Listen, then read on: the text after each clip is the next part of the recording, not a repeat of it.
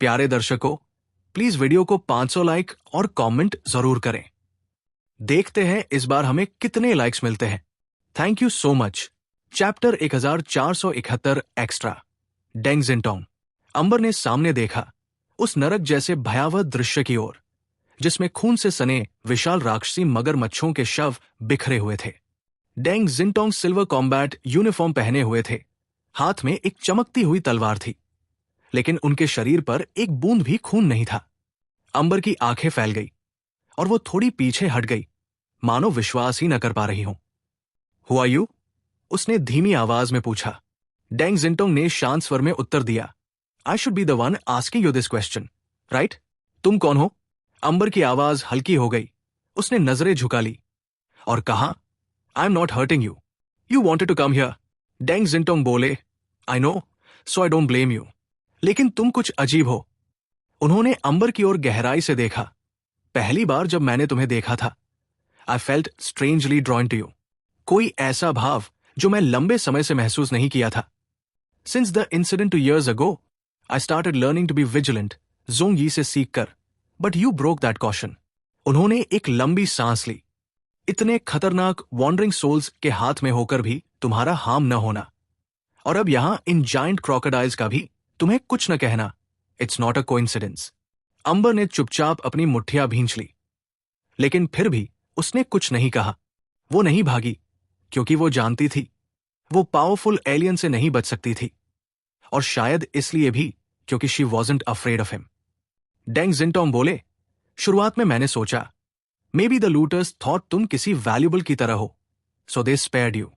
लेकिन जब मैंने देखा कि इन मगरमच्छों ने भी तुम्हें नहीं छुआ, आई रियलाइज्ड तुम्हारी एबिलिटी कुछ और है। उन्होंने एक गहरी नजर डाली।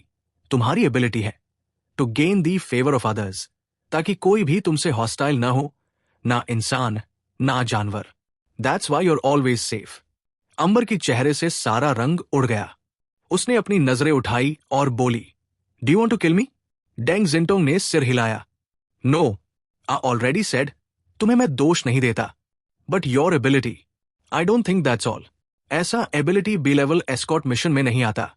अंबर ने कुछ जवाब नहीं दिया। डेंग जिंटोंग ने हाथ हिलाया। ठीक है, if you don't want to talk, कोई बात नहीं। I am going to face Wuliang. If you are scared, you should leave. वो मुड़े और आगे बढ़ गए, लेकिन कुछ कदम बाद पीछे से अंबर की आवाज आई, I can lead you there. Deng Jintong ने मुड़कर हैरानी से देखा। Why aren't you Wuliang's follower? Amber ने सिर झटका। No, I am not his subordinate, I am just his slave. उसकी आवाज में ठंडापन था। वुलियांग एक परवर्टेड मॉन्स्टर है। किलिंग, अब्यूज, टॉर्चर, सब उसके लिए गेम है। डेंग जिंटोंग ने कहा, so you escaped, but why return now? Amber बोली, do you think blizzard city is any better? Aliens like me are only toys for experimentation, no matter where we go. कोई safe जगह नहीं है। Deng जिंटोंग चुप रहे। Blizzard city में experiment होते हैं, वो जानता था। अंबर बोली, वॉन्डरिंग सोल्स मेरे पीछे आए क्योंकि वुलियांग मुझसे नाराज था, और तुम उसे मारने की बात कर रहे थे, तो मैंने सोचा may be I can use you to win his forgiveness. फिर वो थोड़ी रुकी और बोली, बट तुम अलग हो। मे बी तुम सच में उसे हरा सकते हो। वो डेंग जिंटोंग के पास आई और उसका स्लीव पकड़ लिया। डेंग जिंटोंग ने एक हल्की कंपकंपी सी महसूस की। उसके शब्दों से एक गहरी लोनलीनेस और डर का भाव आता था। प्लीज सेव मी, उसने कहा। डेंग जिंटोंग ने लंबी सांस ली और कहा, तुम्हारी एबिलिटी बहुत यूजफुल है, but now that I know it, please don't use it on me. Amber ने शर्मिंदा होकर हाथ हटा लिया। सॉरी। लेकिन डेंग जिंटोंग मुस्कुराए और उसके सिर पर हाथ फेरते हुए बोले, I promise you, I will kill Wuliang. Amber ने ऊपर देखा। उसकी आंखों में आशा थी। Will you win? Deng Jintong मुस्कुराए। Yes, I will.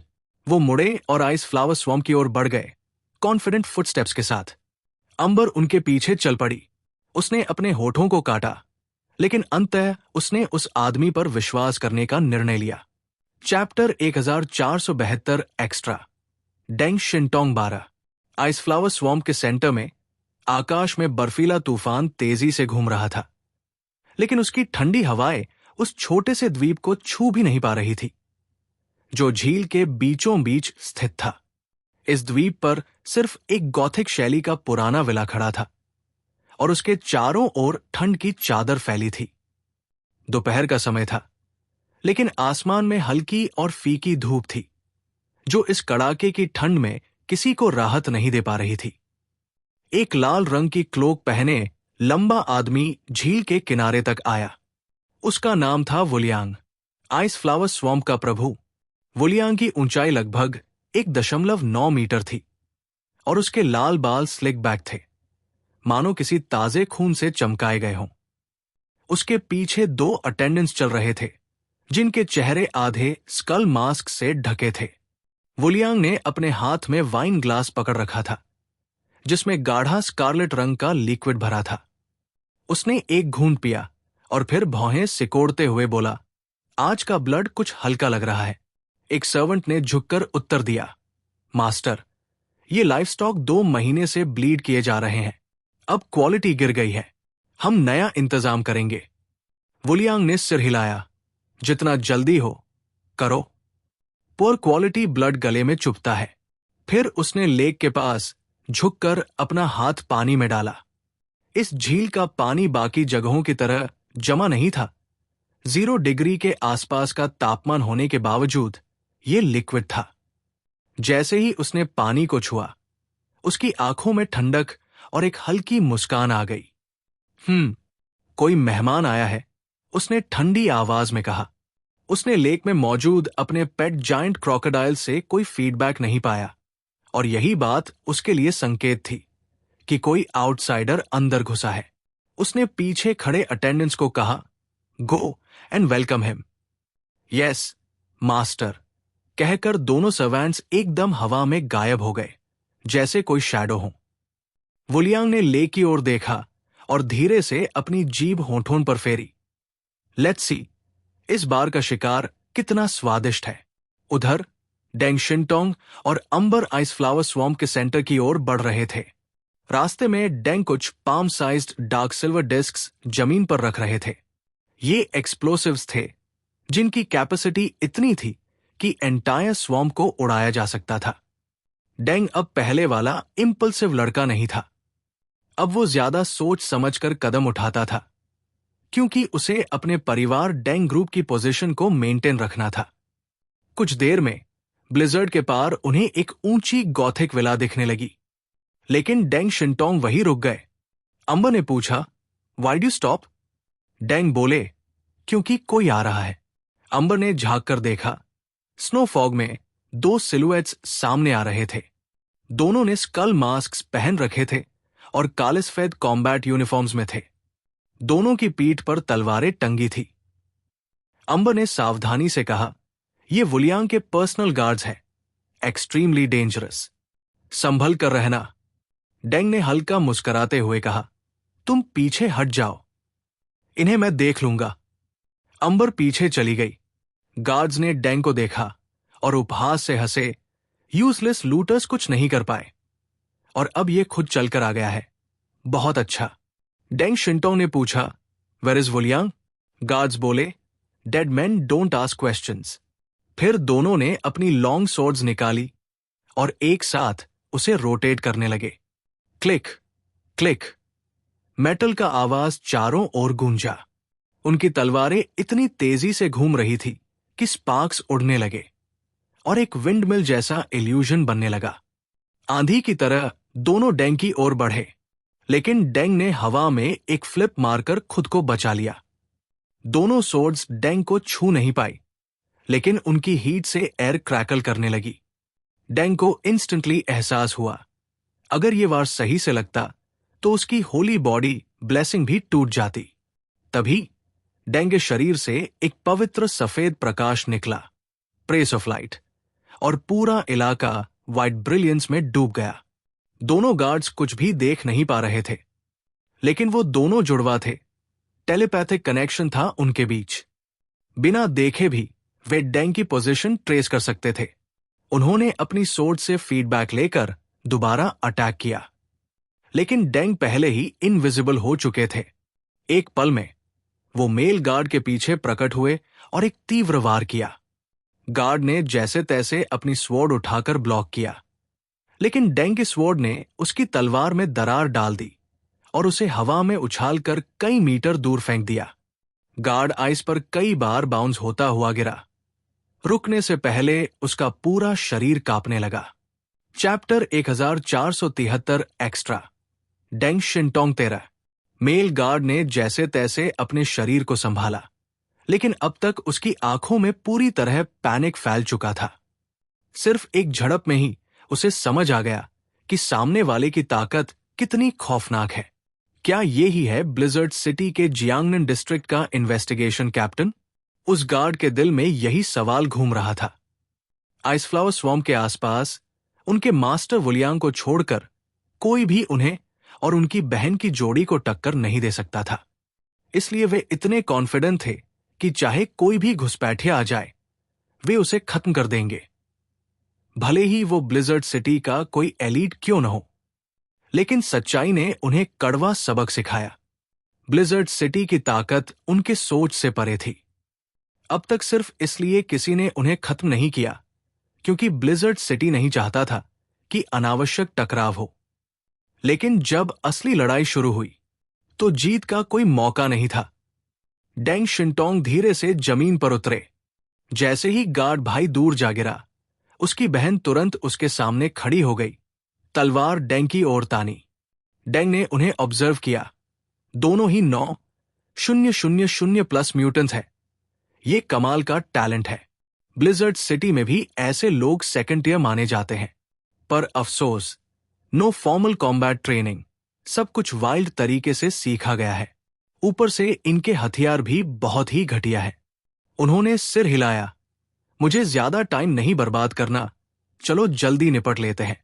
उसने बाएं हाथ की उंगलियां चटकाई। स्नैप! आवाज आइस फ्लावर स्वॉम्प में गूंज उठी।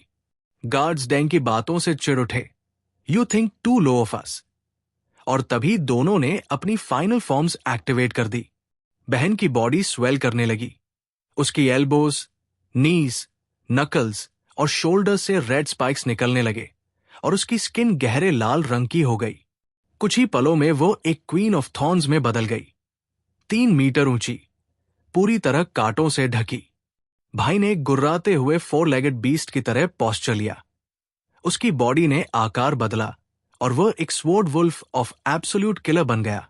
सिर पर बड़े हॉर्न्स और मुंह में नुकीले दांत। क्वीन ऑफ थॉर्न्स जोर से दहाड़ी और एक स्पिनिंग रेड व्हर्लविंड बनकर डेंग की ओर लपकी। उसकी मूवमेंट इतनी तेज थी कि आइस की मोटी सतह कागज की तरह फट गई। उसी समय स्वॉर्ड वुल्फ भी जोर से गुर्राते हुए उसके दूसरी ओर से चार्ज करने लगा। दोनों भाई बहन परफेक्टली कोऑर्डिनेटेड अटैक में डेंग शिनटोंग को सैंडविच करने चले, लेकिन डेंग बिल्कुल भी नहीं हिले। उन्होंने बस अपनी लॉन्ग स्वॉर्ड को मजबूती से पकड़े रखा और इंतजार किया। बूम! तीनों ताकतें जब टकराई, आइस फ्लावर स्वॉम्प में सुपर पावर एनर्जी का तूफान सा उठ गया। आइस सरफेस फट गई, गर्म पानी बाहर निकल आया और चारों ओर सफेद मिस्ट फैल गई। अंबर दूर से सब देख रही थी। उसकी आंखों में डिसबिलीफ था। ये सब कुछ उसकी समझ से बाहर था। जब सब शांत हुआ, डेंग शांत खड़े थे। दोनों भाई बहन जमीन पर गिरे थे। एक का शरीर दूसरे के कांटों से फटा था, दूसरे की गर्दन में दांत धंसे हुए थे। मरने से पहले दोनों की आंखों में क्लैरिटी लौट आई। उन्हें पता चला कि असल में उनके साथ क्या हुआ। क्यों? ये कैसे हो गया? डेंग ने कामली कहा, तुम नहीं जानते कि इन्वेस्टिगेशन टीम का कैप्टन जियांगनन के लिए क्या मायने रखता है। कुछ ऐसे लोग होते हैं जो वाकई में मॉन्स्टर्स जैसे होते हैं, पर वो रेयर है। बाकी लोगों के सामने हम एब्सोल्यूट अथॉरिटी होते हैं। डिप्राइव ऑफ लाइट डेंग की पावर का सिर्फ पहला हिस्सा था। इससे दुश्मनों की विजन बंद हो जाती है। लेकिन असली ट्रिक थी उनकी 5 सेंसेस को मैनिपुलेट करना और हैल्यूसिनेशन पैदा करना। यह टेक्निक थी ग्रेट सुमी इल्यूजन। इस इल्यूजन में 9,000 पॉइंट्स म्यूटेंट्स ही नहीं, बल्कि इप्सिलॉन लेवल पर भी असर पड़ता है अगर कोई अनप्रिपेयर्ड हो। गार्ड्स को हराने के बाद डेंग ने अपनी स्वॉर्ड शीथ में रखी और अंबर की स्टन्ड नजरों को देखकर बस मुस्कराए। चलो, अब असली परेशानी से सामना करना है। अंबर का दिल कांप उठा। डेंग की कामनेस और पाव ने उसकी एंजाइटी को कुछ हद तक कम कर दिया। अगर ये आदमी सामने है तो शायद वाकई मेरी जान बच सकती है। उसने होंठ काटे और डेंग के पीछे चल दी। वे दोनों व्हाइट फॉग से भरे स्वैम्प को पार करते हुए एक आइसोलेटेड आइलैंड तक पहुंचे, जहां साइलेंस था। पूरी जगह जैसे किसी डेड सिटी जैसी लग रही थी। डेंग ने अपनी टैक्टिकल आईपीस एक्टिवेट की। थर्मल सिग्नल्स ने बताया कि आइलैंड में कम से कम 30 लोग छुपे हुए थे। जैसे झंगी अपना बेस बनाता है, वैसे ही इसने भी फोर्ट्रेस बना रखी है। पर तुम झंगी से बहुत पीछे हो, डेंग ने सोचा। उन्होंने इंटेलिजेंस सिस्टम को ऑर्डर दिया। 10 किलोमीटर दूर पार्क्ड स्नो वुल्फ ने कॉम्बैट मोड एक्टिवेट किया, नेबुला सैटेलाइट से डेटा लिया और प्रेसाइज लॉक किया। फिर hundreds of miniature missiles launched हुए और स्काई में आग बनाते हुए आइलैंड की तरफ बढ़ने लगे। अंबर ने ऊपर देखा। आसमान में चमकते मिसाइल गिरते हुए शूटिंग स्टार्स जैसे लगे। फिर बूम बूम, कैसल के पत्थर टोफू जैसे बिखर गए। शॉकवेव ने पूरी स्वैम्प को हिला दिया। हिडन असैसिन्स कुछ चीख भी नहीं पाए और वेपराइज हो गए। कई खून से सने एलियंस एक्सप्लोजन से बचकर डेंग की ओर दौड़े। Reinforcement mutants 7000 points. डेंग ने कामली एनालिसिस किया। फिर उन्होंने पिस्टल निकाली, दोनों हाथों से पकड़ी और एक के बाद एक एलियंस पर फायर करना शुरू कर दिया। Bang bang bang. Chapter 1474 extra. Deng Shintong 14। Deng Shintong की शूटिंग स्किल्स जोंग से बिल्कुल अलग थी। जोंग की एबिलिटी प्रिसिशन शूटिंग एक स्पेशल एबिलिटी थी। वो अपने लक्ष्य को अपने आप लॉक कर सकता था और उसे प्रिसाइज एमिंग की जरूरत नहीं होती थी। इसलिए वो भारी भरकम स्नाइपर राइफल से भी लगातार शूट कर सकता था। लेकिन डेंग शिनटोंग का तरीका पूरी तरह अलग था। उसकी स्किल उसके फायर आर्म्स के हाई परफॉर्मेंस और उसके खुद के सालों के कठिन अभ्यास पर आधारित थी। भले ही उसकी शूटिंग स्पीड झंगी जितनी तेज न हो, पर उसके हर शॉट में ताकत थी। उसके ओरिजिन बुलेट्स ने आसानी से उन लो लेवल एलियंस के शरीर को छेद दिया और उन्हें आइसोलेटेड आइलैंड के किनारे ही ढेर कर दिया। डेंग ने अपनी पिस्टल नीचे रखी और उस जर्जर हो चुके कैसल की ओर देखा। इतना सब कुछ हो गया और वो भूत अभी भी बाहर नहीं आया। उसने अपनी गर्दन घुमाई और एक लंबी सांस ली। अगर अब भी बाहर नहीं निकले तो मुझे क्रूज मिसाइल्स बुलाने पड़ेंगे। और तभी धुएं और राख के बीच से एक लंबा चौड़ा आदमी बाहर आया। लाल बाल, गाढ़ी क्लोक और वो डरावनी प्रेजेंस। यही था आइस फ्लावर स्वैम्प का लॉर्ड वुलियांग। उसने अपने सालों की मेहनत से बनाए गए इलाके को तबाह होते हुए देखा और डेंग शिनटोंग को ऐसे देखा जैसे उसकी आंखों से जहर टपक रहा हो। ब्लिजर्ड सिटी के इन्वेस्टिगेशन कैप्टन बस दूसरों पर हमला करना जानते हैं, वुलियांग ने ठंडे स्वर में कहा। मुझे लगा था तुम बहुत ताकतवर हो, लेकिन तुम तो बस बम फेंकते हो। अंबर को देखते ही उसकी बॉडी थरथरा उठी। उसका पूरा शरीर डर से सुन्न हो गया। वुलियांग की कोल्ड निगाहें जैसे उसकी हड्डियों तक चीरती चली गई। बागी बिल्ली, क्या तूने मेरे दुश्मन को यहां लाया? डेंग शिनटोंग धीरे धीरे आगे बढ़ा और अंबर के सामने आकर खड़ा हो गया। क्रूज मिसाइल्स तो मजाक था, उसने हल्के फुल्के अंदाज में कहा। लेकिन जब ब्लिजर्ड सिटी का इन्वेस्टिगेशन कैप्टन खुद किसी को मारने आए तो उसका असर किसी मिसाइल से कम नहीं होता। वुलियांग जोर से हंसा। कैप्टन, हां, तुम्हें लगता है तुम पहले ऐसे इंसान हो जिसे मैंने देखा है? फिर उसकी आंखों में खूनी इरादा साफ दिखने लगा। मैं पहले ही 2 इन्वेस्टिगेशन कैप्टन्स को मार चुका हूं। आज तुम तीसरे होगे। ब्लिजर्ड सिटी के इतने सालों में कई इन्वेस्टिगेशन टीम्स बनी और कई मिट गई। डेंग शिनटोंग को यह सब पता था।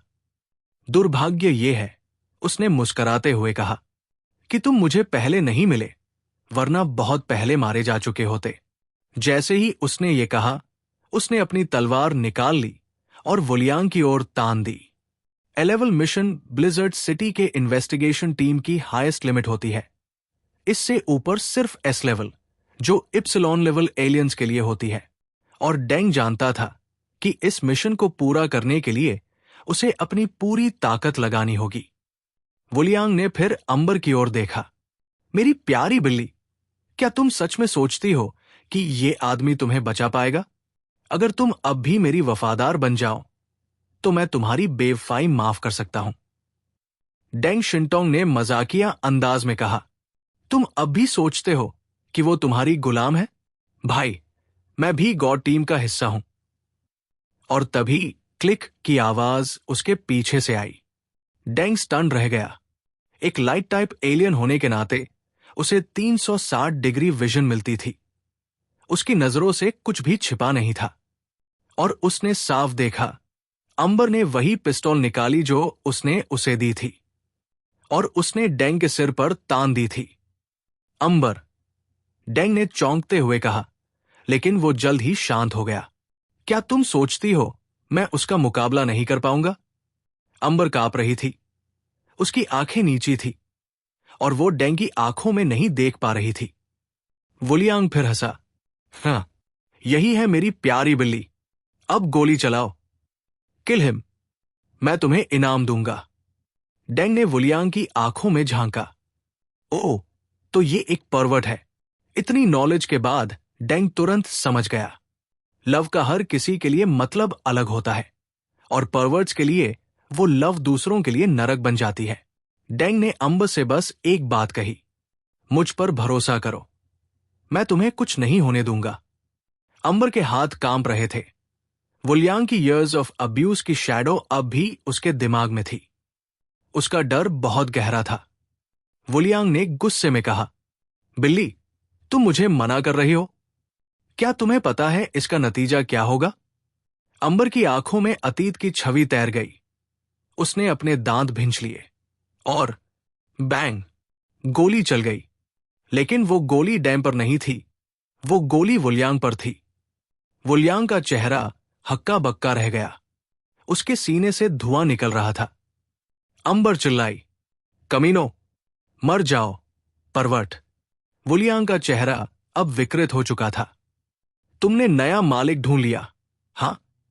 अब मैं तुम्हें दिखाऊंगा कि तुम्हारी चॉइस कितनी गलत थी। फिर वो डेंग की ओर मुड़ा। अब मैं तुम्हें मार डालूंगा। और फिर उसकी शरीर फूलने लगी। उसके कपड़े फट गए और एक विशाल, भयानक राक्षसी शरीर आइस फ्लावर स्वॉर्म के ऊपर उभर आया। उसके मुंह से सड़ांध और मौत की बदबू फैल रही थी। दांत इतने बड़े थे कि डेंग खुद उसमें समा सकता था। वुलियांग, एक ORC टाइप एलियन, उसका एबिलिटी कोड नेम था अबिस जायंट क्रोकोडाइल। डेंग ने उस राक्षस की ओर देखा और उसकी आंखों में एक अलग ही धार थी। अब समझ आया कि ये इतने सालों से इस इलाके का राजा क्यों बना बैठा है। Chapter 1475 extra. Deng Shintong 15।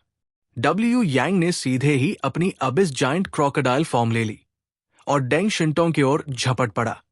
उसका मुंह एक गहरी खाई जैसा था जिसने डेंग को ऊपर से नीचे तक निगल लिया। डेंग ने तुरंत अपनी सेक्रेड बॉडी ब्लेसिंग एबिलिटी को पूरी ताकत से एक्टिवेट किया, जिससे उसके शरीर के चारों ओर एक अभेद्य रक्षा कवच बन गया। बूम! वुलियांग ने उसे एक ही झटके में निगल लिया और बर्फ के नीचे ले गया। अब वो आइस फ्लावर स्वॉर्म की गहराई में था, यानी वुलियांग का इलाका, उसकी होम ग्राउंड। डेंग शिंटोंग को वहां भारी डिसएडवांटेज था। डेंग ने अपनी तलवार से ऊपर नीचे चबाने वाली जबड़ों को रोके रखा, लेकिन वुलियांग की ताकत बहुत ज्यादा थी। उसकी बाइट फोर्स इतनी भयानक थी कि डेंग को भी उसे संभालना मुश्किल हो रहा था। कम से कम ये तो 9800 से ऊपर का एबिलिटी इंडेक्स होगा। डेंग हैरान था। ब्लिजर्ड सिटी के बाहर इतना ताकतवर कोई कैसे हो सकता है? ब्लिजर्ड सिटी पूरे जियांगनन क्षेत्र में सबसे अधिक संसाधनों पर कब्जा रखता है।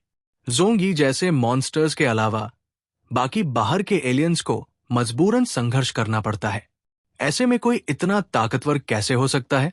लियू पैन भी एक ब्लिजर्ड सिटी से भागा हुआ एलियन था। पर डब्ल्यू यांग जैसे व्यक्ति का जन्म होना सामान्य नहीं था। मुझे अपनी मिशन की कठिनाई का बिल्कुल गलत अंदाजा हुआ, डेंग ने सोचा। लेकिन सोचने का वक्त नहीं था। डब्ल्यू यांग उसे लेकर सीधे स्वॉम्प के अंदर जा चुका था। डेंग की कॉम्बैट सूट ने डाइविंग मोड एक्टिवेट कर लिया। उसने अपनी पूरी ताकत से दोनों हाथों से तलवार थामी और डब्ल्यू यांग के जबड़ों को खोलने की कोशिश की। बूम! डेंग ने अपनी ग्रिफिथ स्वॉर्ड को ऊपर वाले जबड़े की ओर धकेला। ग्रिफिथ ने पत्थर जैसी मोटी चमड़ी को चीरने की कोशिश की, लेकिन वो मुश्किल से कुछ सेंटीमीटर ही घुस पाया। ये चोट डब्ल्यू यांग के लिए कुछ भी नहीं थी। वो डेंग को लेकर गहराई में डूबता चला गया।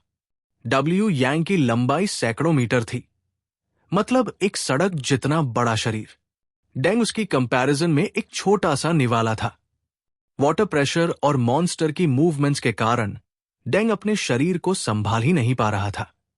उसकी मूवमेंट सेवियरली रिस्ट्रिक्ट हो चुकी थी। डेंग ने ऊपर देखा। डब्ल्यू यांग का गला सामने था। बाहर की स्किन तो पत्थर जैसी है, पर अंदर की ऑर्गन्स को तो मैं तबाह कर सकता हूं, उसने ठान लिया। लेकिन तभी डब्ल्यू यांग के गले से लाल एनर्जी बीम निकली और सीधे डेंग की ओर आई। बुरा हुआ। डेंग जान गया कि अब डॉज करना नामुमकिन था। उसने तुरंत होली लाइट शील्ड एक्टिवेट किया। बूम! लाल एनर्जी बीम ने पूरी स्वॉम्प को चीर दिया। किलोमीटर भर की बर्फ को छोटे छोटे टुकड़ों में बांट दिया। अंबर एक तैरती हुई आइस स्लैब पर थी, कांप रही थी। उसने सिर झुकाकर प्रार्थना की, भगवान करे डेंग जिंदा बचे। डेंग उस एनर्जी बीम से दूर जाकर पानी में गिरा। इस झटके से उसे बड़ा नुकसान हुआ, पर उसने हार नहीं मानी। The great Sumi illusion, Deng की ट्रम्प कार्ड एबिलिटी, उसने एक्टिवेट की और सफेद प्रकाश की एक लहर पूरे जल क्षेत्र में फैल गई। डब्ल्यू यांग की आंखों के सामने अब सब कुछ एक इल्यूजरी वर्ल्ड था। उसने एक झटके में सामने की इल्यूजन को चीरने की कोशिश की। उसका जबड़ा एक स्काईस्क्रेपर को तोड़ने जितना ताकतवर था। लेकिन डेंग पीछे से स्टेल्थ में तैरते हुए डब्ल्यू यांग के गर्दन पर हमला किया। होली लाइट ग्रिफिथ तलवार में समा गई और तलवार की धार को दर्जनों मीटर लंबा बना दिया। पफ!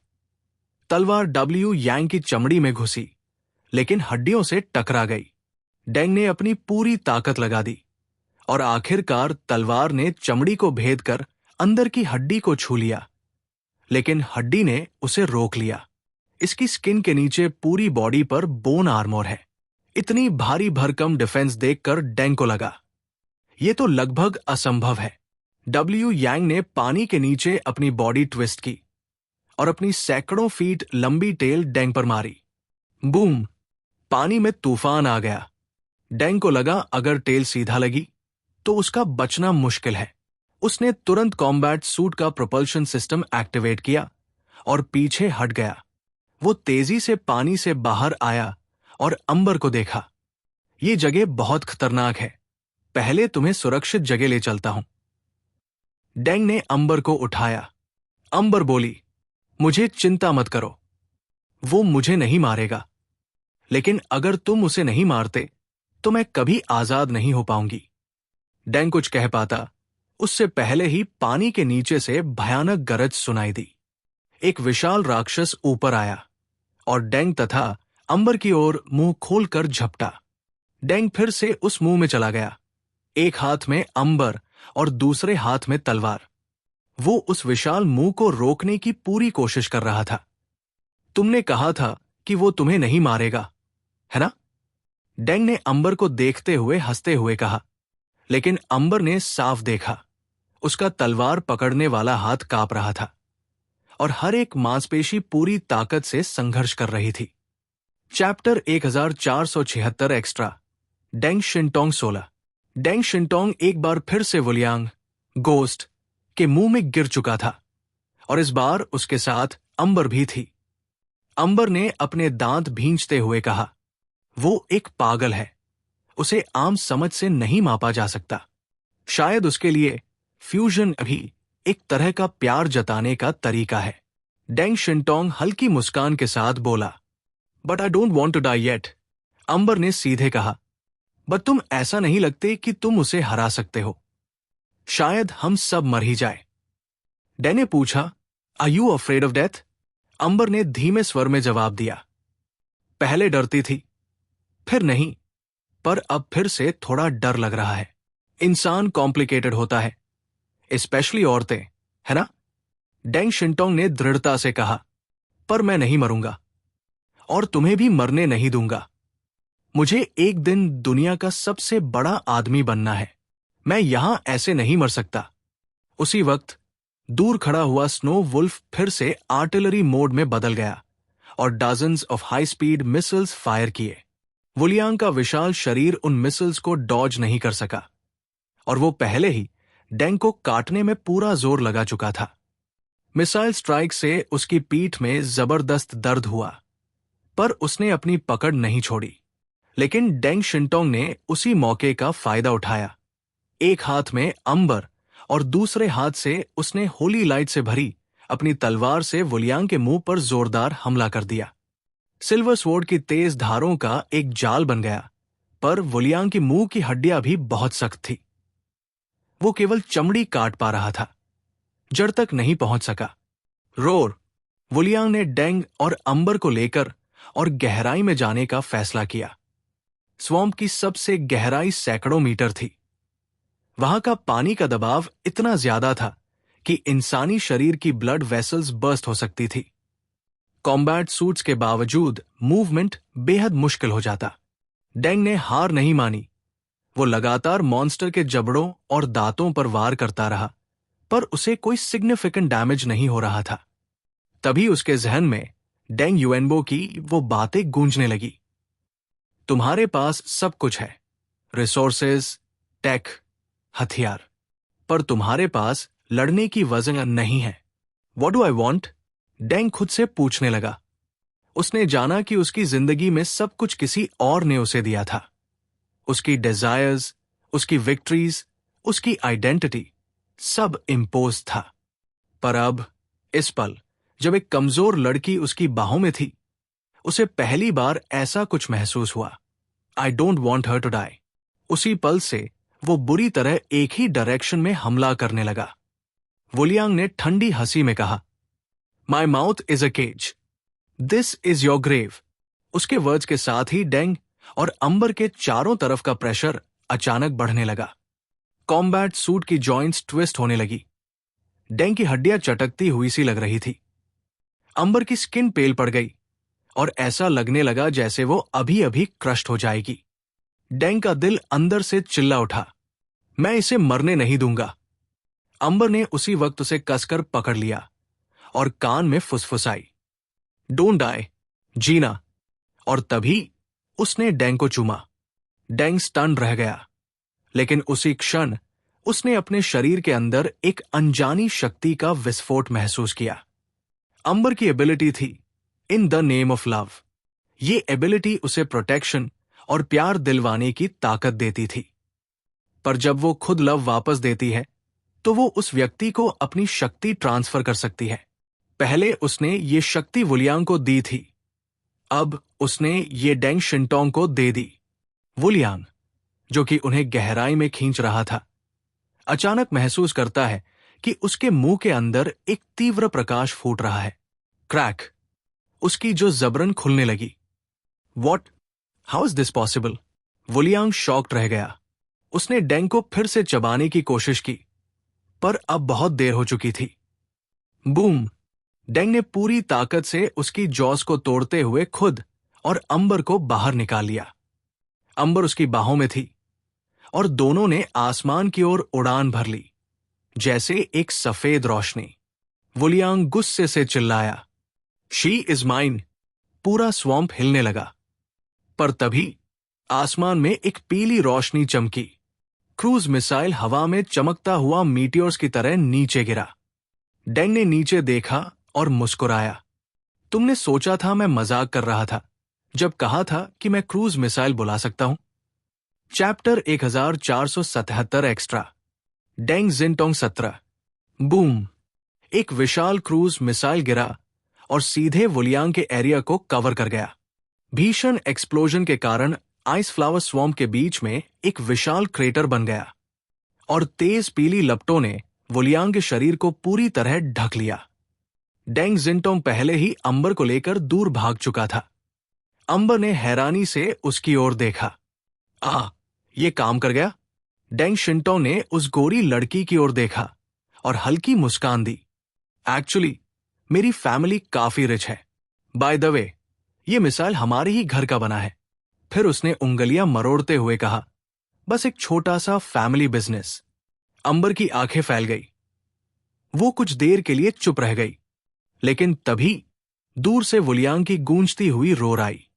एक क्रूज मिसाइल उसे मारने के लिए काफी नहीं था। वह एक ऐसा एलियन था जिसने अपने आप को भारी आर्मोर में लपेटा हुआ था। उसकी त्वचा और हड्डियों की पूरी प्रोटेक्शन ने उसे उस मिसाइल से बचा लिया, जो सामान्यतः कई स्ट्रीट्स को नष्ट कर सकती थी। अब वो लहूलुहान हालत में पूरी फ्यूरी के साथ डेंग शिंटोंग और अंबर की तरफ दौड़ा। डेंग शिंटोंग ने अपने अंदर की नई शक्ति को महसूस किया। वो आगे बढ़ा, स्वॉर्ड पकड़ते हुए फेंसिंग स्टांस में खड़ा हो गया। उसकी तलवार की नोक पर होली लाइट इकट्ठा हो रहा था, जो धीरे धीरे एक सिल्वर 4-pointed स्टार का रूप ले रहा था। Gather the power of piercing at one point to create the most powerful single attack. Deng Shintong ने खुद से कहा, अब क्या मेरी शक्ति तुम्हारे शरीर को भेद सकती है? उसने स्वॉर्ड को लाइटनिंग की तरह चलाया। एक तेज सिल्वर बीम की तरह होली लाइट चमकते हुए वुलियांग की ओर बढ़ा। पफ! सिल्वर 4-pointed स्टार ने वुलियांग के सिर को पियर्स कर दिया। डैम इट, अंबर, तुमने अपनी शक्ति उसे दी। ये बिट्रेल है। तुम मेरी थी। वुलियांग फ्यूरियस हो गया। हालांकि स्वॉर्ड उसके सिर में घुसा, लेकिन उसके मैसिव साइज की वजह से वाइटल पॉइंट्स बच गए। बूम! उसका विशाल शरीर आसमान में उछला और डेंग शिंटोंग पर गिरा। ब्लडी जॉस खोलते हुए डेंग शिंटोंग ने अपनी तलवार को घुमाया और साइड स्टेप लेते हुए जायंट क्रोकोडाइल की फॉल को अवॉइड किया। उसने तेजी से वुलियांग के पेट के सॉफ्ट हिस्से में स्वॉर्ड घुसेड़ा। फवारे की तरह खून निकलने लगा, लेकिन वुलियांग ने तुरंत टेल स्विंग किया, इतना तेज कि डेंग शिंटोंग डॉज नहीं कर पाया। फिर भी उसकी टेल जैसे ही नीचे गिरी, डेंग शिंटोंग इनएक्सप्लिकेबली गायब हो गया। This is amazing. मेरी सेंसेस, स्पीड और स्ट्रेंथ सब अचानक बढ़ गए हैं। ये क्या अंबर की एबिलिटी है? उसने अंबर की तरफ देखा और अब वो कुछ समझ गया। रोर! वुलियांग ने रेड एनर्जी बीम फेंका, लेकिन फिर मिस हुआ। तभी वुलियांग को महसूस हुआ, उसके आसपास अचानक कई व्हाइट मिरर्स अपीयर हो गए थे। हर बार जब वो डेंग शिंटोंग पर हमला करता, डेंग शिंटोंग एक मिरर से निकलकर दूसरी जगह टेलीपोर्ट हो जाता। Is this a special ability? No! Deng Shintong मुस्कुराया। My ability is light. Light is the benchmark of the universe. His sword once again formed a 4-pointed silver star. I call this move heaven etching. तलवार से ice sword beam ने वुलियांग के सीने को piers किया और उसने देखा आइस का मिरर नीचे था। वो मिरर सरफेस लाइट और एनर्जी दोनों रिफ्लेक्ट कर सकता था। Within my mirror field I don't need to aim, I just mark the position. The energy will automatically trace and hit the target. Wuliang का शरीर लहूलुहान हो चुका था। इतना ही नहीं, दूर खड़े स्नो वुल्फ चैरियट ने फिर से मिसाइल फायर किया। बूम! इस बार वुलियांग इंसानी रूप में लौट आया। उसकी कमर पूरी तरह कट चुकी थी। Damn you, Amber, why did you betray me? Didn't I love you? Shut up! Amber चीखी, पहले दिन से मैं तुम्हारी मौत देखना चाहती थी। डेंग शिंटोंग ने कुछ नहीं कहा। उसने स्वॉर्ड उठाया और डजन्स ऑफ ग्लोइंग मिरर्स ने वुलियांग को चारों ओर से घेर लिया। Power of sacred light. जज! स्काई में एक और चारपंखी सिल्वर स्टार चमकी और इस बार वुलियांग की लाइफ पूरी तरह खत्म हो गई। Chapter 1478 the shocking changes in Edo castle. Silver snow wolf बर्फीले मैदान में दौड़ रहा था। डेंग शिंटोंग की सिल्वर हेयर हवा में उड़ रही थी। अंबर उसके पीछे बैठी थी, उसकी कमर को कसकर पकड़े हुए, और अपना सिर डेंग की चौड़ी पीठ में छुपा लिया था। गोस्ट अब मर चुका था और उसका डरावना सपना भी खत्म हो चुका था। आगे का जीवन कैसा होगा उसे नहीं पता था, लेकिन जब कोई इस दुनिया में पैदा होता है तो सबसे पहले उसे सर्वाइव करना होता है। और उसके सामने खड़ा ये इंसान, जिसे उसने पहली बार देखा था, उसे पूरी सुरक्षा का एहसास दे रहा था। डेंग शिंटोंग अंबर को वापस ब्लिजर्ड सिटी लेकर आया, और किसी ने नहीं पूछा कि वो लड़की कौन है जो उसके साथ है। जब वे डेंग फैमिली के महल पहुंचे, एक शानदार मैनर जहां कई सेवक झुककर उसे सैल्यूट कर रहे थे, तभी अंबर को समझ में आया कि डेंग शिंटोंग वास्तव में ब्लिजर्ड सिटी का एक नोबल व्यक्ति है। डेंग शिंटोंग ने नौकरानी को अंबर के लिए कमरे का इंतजाम करने को कहा। उसने नहाया, नए कपड़े पहने और उसे डेंग शिंटोंग के डाइनिंग रूम में लाया गया। टेबल पर लजीज खाना सजा था। डेंग शिंटोंग ने उसे साथ खाने का आमंत्रण दिया। अंबर अपने भूख को दबा नहीं सकी और भूखे जैसी खाना खाने लगी। जब वो लगभग खा चुकी थी, डेंग शिंटोंग ने उससे उसका पास्ट और एबिलिटीज के बारे में पूछना शुरू किया। तुमने उस वक्त मुझ पर क्या किया था जिससे मेरे अंदर की शक्ति अनलॉक हो गई और मैं और भी ज्यादा ताकतवर बन गया? अंबर ने हल्के से जवाब दिया, लव लेना होता है, लेकिन देना भी होता है। मेरी एबिलिटी प्यार को ले सकती है और दे भी सकती है। उसका चेहरा हल्का गुलाबी हो गया और उसने नजरें झुका ली। जब मैं किसी को प्यार देती हूं तो वो इंसान ब्लेस्ड हो जाता है। मैं इसे बुलाती हूं beauty in the eyes of a lover. Deng Shintong को अचानक एपिफनी हुआ, तो तुमने वो एबिलिटी पहले डब्ल्यू यांग को भी दी थी, इसी वजह से वो इतना ताकतवर बना था? अंबर ने धीरे से सिर हिलाया। अब डेंग शिंटोंग समझ गया कि उसकी एबिलिटी कितनी पावरफुल है। ये तो एक ह्यूमैनॉइड पावर बूस्टर जैसा है, और ब्लिजर्ड सिटी ने उसके बारे में बिना पूरी जानकारी के उसे केवल बी क्लास एस्कॉर्ट माना था, जबकि असल में उसका लेवल कहीं ज्यादा था। अंबर ने आगे कहा, असल में ये एबिलिटी मुझे बहुत पहले मिली थी, एंड ऑफ दी वर्ल्ड से भी पहले। उसने अपने भीगे हुए बालों को बांधा और उसका चेहरा उजाले में बहुत अलग लग रहा था। डेंग शिंटोंग को उसमें कुछ जानी पहचानी सी झलक दिखी। अंबर ने कहा, मेरा एक स्टेज नेम था लिन हुआंकी। डेंग शिंटोंग चौंक गया। उसे याद आ गया, लिन हुआंकी एक टॉप टियर एक्ट्रेस हुआ करती थी, एंटरटेनमेंट इंडस्ट्री की शाइनिंग स्टार। तुम एंड ऑफ दी वर्ल्ड के पहले से ही अवेकनर थी? अंबर ने सिर हिलाया। अब डेंग शिंटोंग के दिमाग में हलचल मच गई, क्योंकि पूरी दुनिया में माना गया था कि सुपर पावर्स का कारण था गैमा रे स्टॉर्म, जो एक सुपरनोवा एक्सप्लोजन से आया था। फिर अंबर के पावर्स को कैसे एक्सप्लेन किया जाए? अंबर ने खुद जवाब दिया, 4 साल पहले मैं नियोन, जापान गई थी। वहां मैंने एदो के डेली एंगडन नेशनल म्यूजियम को विजिट किया था। वहीं पर मुझे ये पावर मिली। Flashback, 1 year ago, Edo city. रात थी, बर्फ गिर रही थी। एदो सिटी के नियॉन लाइट्स अब भी चमक रहे थे। ये पूरा नियॉन आर्किपेलागो का एकमात्र सिटी था जो एंड ऑफ दी वर्ल्ड के बाद भी फंक्शनिंग था। एक अबैंडन्ड कंस्ट्रक्शन साइट में बड़ी बड़ी स्टील स्ट्रक्चर्स अब भी खड़ी थी, लेकिन वो बसलिंग दुनिया अब खंडहर बन चुकी थी। तभी अचानक फ्लेम्स स्काई तक उठने लगे और एक स्टील बीम गिरकर नीचे आ गया। अंधेरे में एक विशाल मॉन्स्टर जमीन से उठा, उतना ही ऊंचा जितना स्काईस्क्रेपर।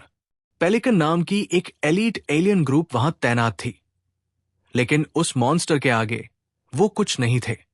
कुछ एलियंस हवा में उड़ने की कोशिश करते हैं, किसी के पास विंग्स होते हैं, कोई स्पाइडर सिल्क से बिल्डिंग्स पकड़कर भागता है, लेकिन एक रेड रोब्ड सैमुराई उन्हें अपनी तलवार से चीर देता है। पेलिकन एरा खत्म हो चुका है, अब युमा कोर्ट का समय है। उसने तलवार की म्यान पेलिकन सोल्जर्स की ओर तानी। ड्रॉप योर वेपन्स, सरेंडर कर लो। लेकिन पेलिकन का एक एलीट बोला, हमारे बॉस तुम्हें मिटा देंगे। सैमुराई ने दूर एक टावर की ओर देखा। तुम उस आदमी की बात कर रहे हो? और फिर बोला, वो तो ऑलरेडी मर चुका है। Chapter 1479 the demon court. युमाटेंग। आसमान में एक अजीब आदमी जो सफेद लपटों से घिरा हुआ था, जैसे कोई सूर्य देवता, गुस्से और बेबसी में गरज रहा था। वो था पेलिकन ऑर्गेनाइजेशन का नेता, दूसरी पीढ़ी का अमातेरसु। पहली पीढ़ी के महान रेड मरु से विरासत में मिली इस शक्ति और नेतृत्व की कुर्सी ने उसे नियोन, जापान का सबसे शक्तिशाली शख्स बना दिया था। लेकिन आधा महीना पहले उसे खबर मिली कि दक्षिणी संगठन इजुमो को पूरी तरह नष्ट कर दिया गया है। दूसरी पीढ़ी की त्सुकिमी की लाश टुकड़ों में बांटकर इजुमो बे की दीवार पर टांग दी गई थी। ये खबर उसके होश उड़ा देने के लिए काफी थी। उसी वक्त उसे पता चला कि एक नया संगठन युमाटेंग, युमाकोट, अचानक नियोन में उभरा है। पेलिकन ऑर्गेनाइजेशन ने इसे एक गंभीर खतरे के रूप में लिया और उत्तर देश की पूरी सेना को इकट्ठा कर लिया ताकि युमाटेंग के खिलाफ लड़ाई लड़ी जा सके।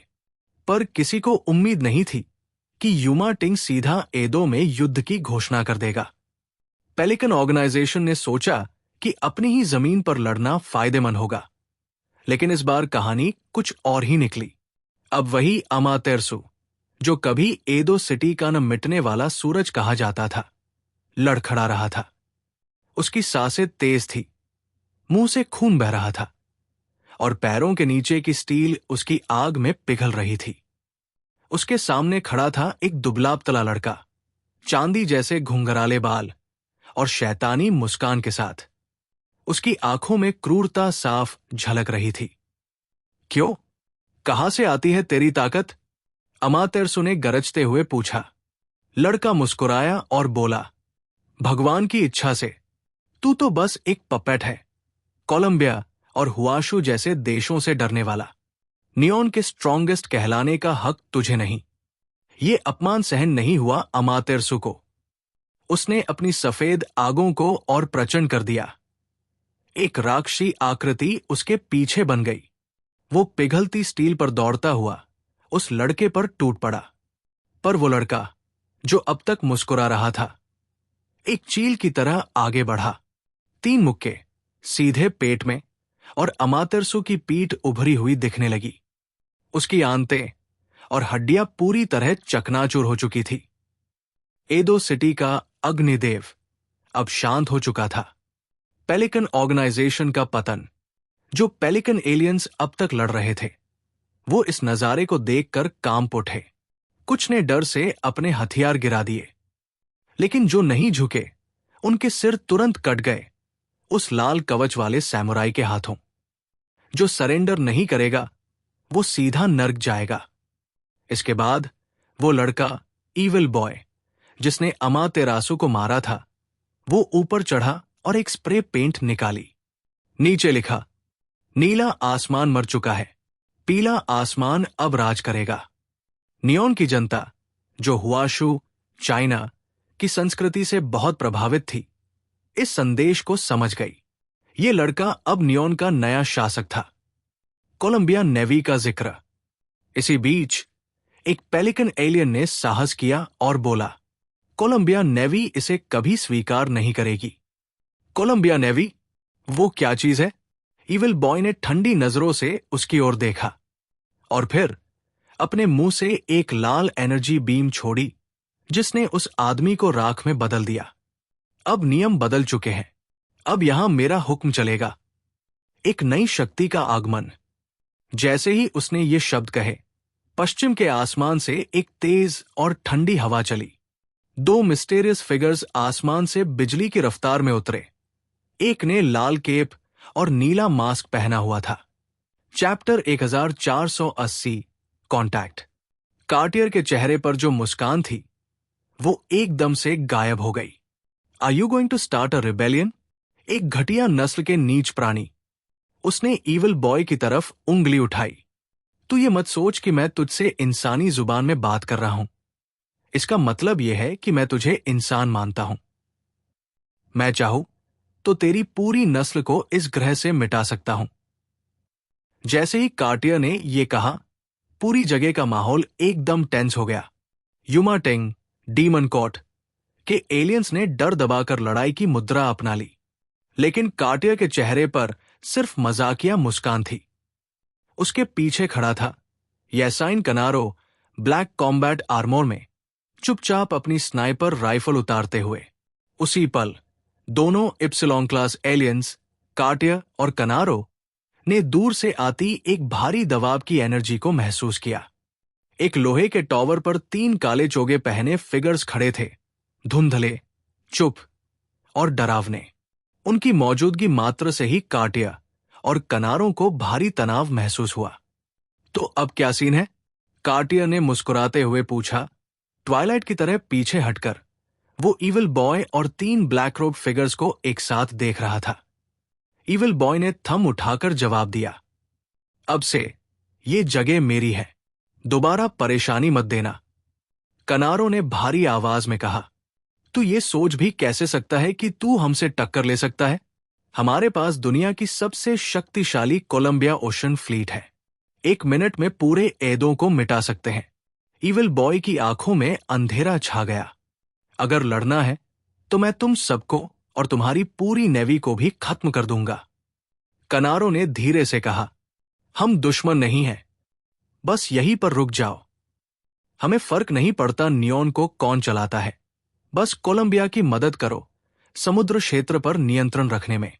इविल बॉय ने ठंडी नजरों से उसे देखा और कहा, लेकिन अब से नियॉन की बातें सिर्फ मैं तय करूंगा।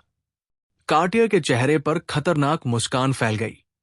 कनारो ने शांति से समझाया, कैप्टन, ये लड़का इस वक्त वाकई में शक्तिशाली है, और जो 3 लोग वहां खड़े हैं, हम नहीं जानते वो कौन है। लड़ाई हुई तो हम बर्बाद होंगे। कार्टियर ने गहरी सांस ली। गुड बॉय, भगवान तुझे बुद्धि दे। फिर उनके पैरों के नीचे से एक चिपचिपा लिक्विड सब्सटेंस उभरा और दोनों कार्टियर और कनारो उस पर सवार होकर एदो सिटी से निकल गए। Colombia Naval report. कनारो ने तुरंत ये सारी जानकारी कोलंबिया के नवल बेस को भेज दी। Neon Islands, Edo city, mysterious epsilon class aliens sighted, suspected unknown civilization. Cartier अभी भी गुस्से में था, पर कनारो ने शांत आवाज में कहा, नियॉन की रिसोर्सेज हम कंट्रोल करते हैं। ऐसे पावरफुल एलियंस का अचानक प्रकट होना साइंस से एक्सप्लेन नहीं होता, और दुनिया भर में जो मिस्टीरियस कॉन्टैक्ट इंसिडेंट्स हुए हैं, सबसे लॉजिकल एक्सप्लेनेशन यही है। ये कोई अननोन सिविलाइजेशन है। टाइमलाइन रिटर्न्स टू जोंगी। अब कहानी लौटती है जोंगी की ओर, जो साउथ वेस्ट रीजन से वापस आ चुका है। अब वो 20,000 पॉइंट ब्लैक चैरियट लेवल तक पहुंच चुका है। उसका शरीर सटल चेंजेस से गुजर रहा है। अब जब वो सोता है तो कुछ विस्परिंग वॉइसेस सुनाई देती है, जो पहले डरावनी लगती थी पर अब वैसी नहीं। डॉक्टर झूकेर और यांग शिन शिन भी इस फेनोमेनन को एक्सप्लेन नहीं कर सके। जोंगी लगातार ट्रेन कर रहा है। नैश कंट्री में उसने 2 टॉप एलियंस, लेई और सेम्बेमू की सेंस एब्जॉर्ब की थी। Everyone is changing. उसके साथी भी बदल गए हैं। सबसे ज्यादा चौंकाने वाला बदलाव आया फैटीसू में। वो अब भी हंसी मजाक करता है, लेकिन अब वो कॉम्बैट ट्रेनिंग में बिल्कुल लापरवाही नहीं करता। जोंगी ने उससे एक दिन कैजुअली पूछ लिया, क्यों मेहनत कर रहा है इतना? फैटीसू मुस्कुराया और बोला, बस एक 3 आंखों वाले ट्राइब के बुजुर्ग की याद है, जो हमारे साथ बाहर की दुनिया देखना चाहता था और मेरे सामने मर गया। अगर मैं उस वक्त ज्यादा ताकतवर होता तो शायद उसे बचा लेता। फिर उसने जोंगी की ओर देखा। बॉस, मैं बोझ नहीं बनना चाहता। हर बार तुम पर निर्भर नहीं रह सकता। मुझे वो ताकत चाहिए जिससे मैं खुद को और अपने करीबियों को बचा सकूं। अगले एपिसोड के लिए 500 लाइक्स चाहिए। थैंक्स।